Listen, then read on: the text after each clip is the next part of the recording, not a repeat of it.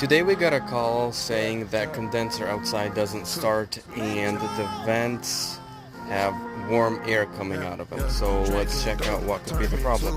Okay, so you can hear that the thermostat is sending the signal through the two conductor because you can hear a light buzzing sound, and I can hear the compressor trying to turn on, but it's not turning on. I'm gonna start with the capacitor.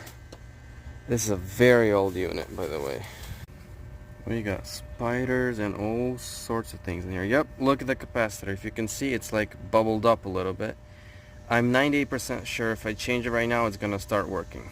You have to be very careful and shut off the power from the disconnect box so you wouldn't get shocked.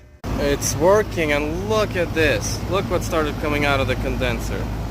Looks like this unit wasn't working for a while. Yep, it's bloated.